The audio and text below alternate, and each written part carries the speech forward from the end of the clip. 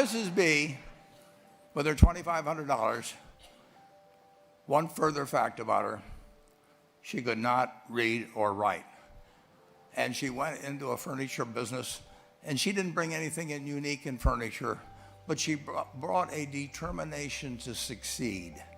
She knew she could outwork anyone else. She knew she cared about her customers. She worked at very low gross margins, but she built this incredible business. I would like to tell you of two women that each sold a business to Berkshire Hathaway, to me actually, for many, many, many millions of dollars. Both of them started with $2,500. By a coincidence, it was the exact same amount. It was everything they had in the world. And one of them was a woman who landed in Seattle in 1917, couldn't speak a word of English, had a tag around her neck. The tag said, Fort Dodge, Iowa. The Red Cross got her to Fort Dodge, where she was reunited with her husband, who had come to the country a couple of years earlier. And she lived in Fort Dodge for 2 years, and as she put it, she felt like a dummy. She couldn't pick up the language. She couldn't learn a word. And so she and her husband decided to move to Omaha. So they came to Omaha in 1919, and there she found a small colony of Russian Jews, so she started feeling more at home. And then as her oldest daughter went to school, she would come home, this daughter, Frances, and she would teach her mother the words she had learned in school that day.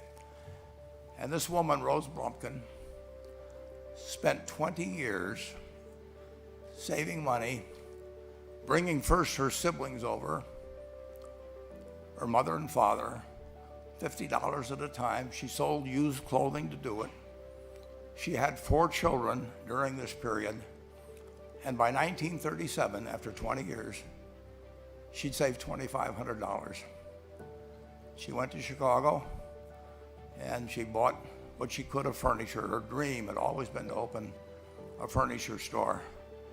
And this woman who had never gone to school one day in her life, with $2,500, but with the same spirit that the people in this room had about having a dream and working to accomplish that dream, she built a business which she sold to me in 1983 for $60 million approximately, and which did $1.5 billion worth of business last year.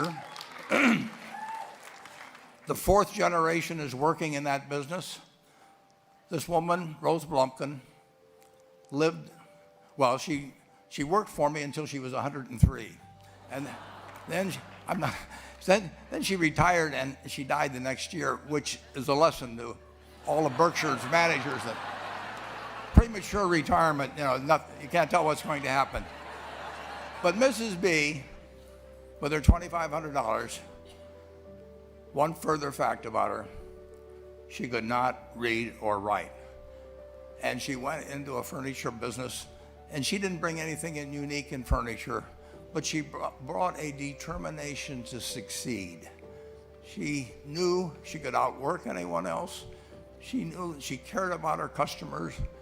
She worked at very low gross margins, but she built this incredible business. And it illustrates several points.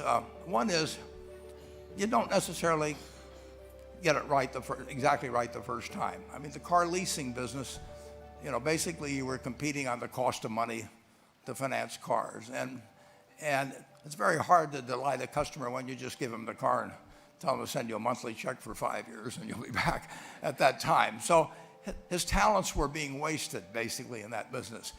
But at the age of 40, with all of that experience behind him, he found the golden key, and he took a very ordinary business and turned it into an absolutely extraordinary operation.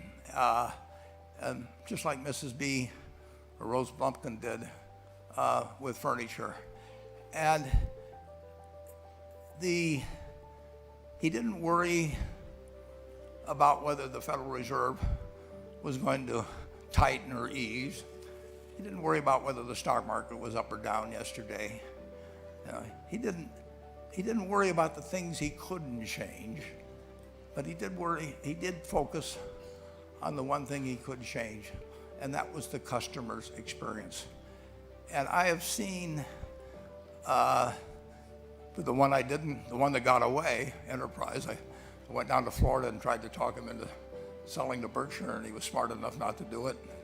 Probably the value of the company has quadrupled since I made that visit. But he was smart enough to see that he would find that business. Henry Ford, as you may know, failed twice before he started the Ford Motor Company in 1903. I mean, the test isn't whether you get the greatest business idea in the world the first time out.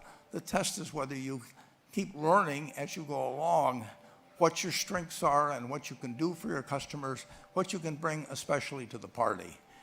And to do that, you need the education that I know you've received through 10,000 small businesses, but you need a genuine desire day in, day out to delight the customer. I've never seen a business, and I've seen a lot of businesses, but I've never seen one that delights the customer that doesn't succeed. I mean, what you want is that customer the next day when they think, do I want to rent a car or do I want to buy some furniture? What goes through their mind? It's the place where they've had a great experience. I don't know what I paid for this tie. Actually, probably if somebody gave it to me, but for the purposes of this speech, I will say I have no idea. But or the shirt I'm wearing, but I do know. I will remember how I was treated when I bought it. I mean, you long forget about the price, but you never forget whether you had a good experience or a poor experience with the purchase experience. And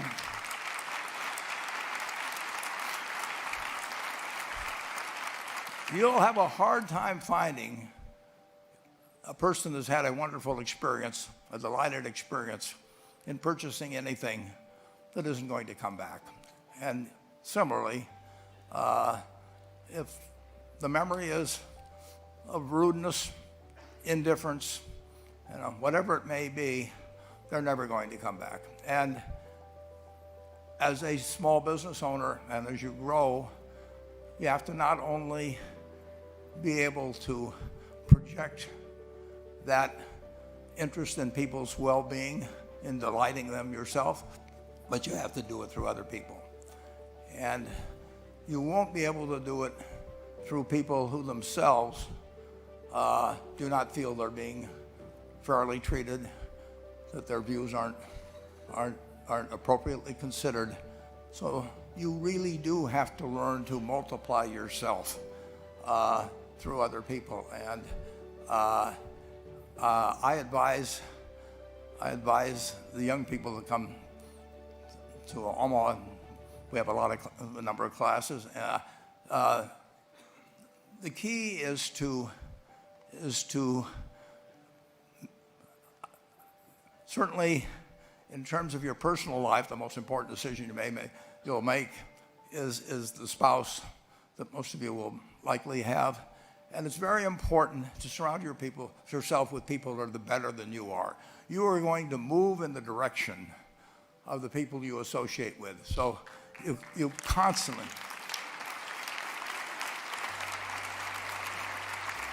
I've been enormously lucky in that respect. I mean, I've just had teachers and friends and a spouse that really was a better person than I was, and I had enough sense to learn from these people that life went better if you behave better yourself.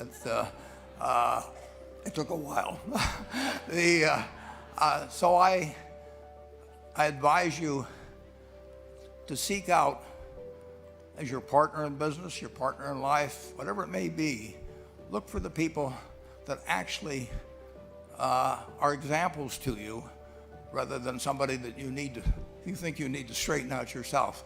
And simple rules like that, delighting customers, working through other people, associating with people that will cause you to move in a better path than you might otherwise have. They will take you so far in life that it's hard to believe. I mean, they took Rose Blumpkin without being able to speak a word of English, and couldn't read or write, and they took her to what is now a $1.5 billion business. And incidentally, there's been no money put in it since the $2,500. That's been the total capital paid into the Nebraska Furniture Mart. And I think if you looked at Enterprise, I don't know their books the same way, but my guess is that very little equity capital has been added to Enterprise over the years. The business built on itself. So I want to tell you, I admire this group enormously. When I met Dr. Mello's class on September 22nd, 8 years ago, I was thrilled. And I admire people that are doing what you have done. Working hard at your job at the same time, you took on an added really a lot of hard work to further your skills. 99% graduate. I mean, it's a mind-blowing statistic. And I'm looking at 2,200 people here who I admire. I'm cheering for you, and I can tell you the best is yet to come. Thank you.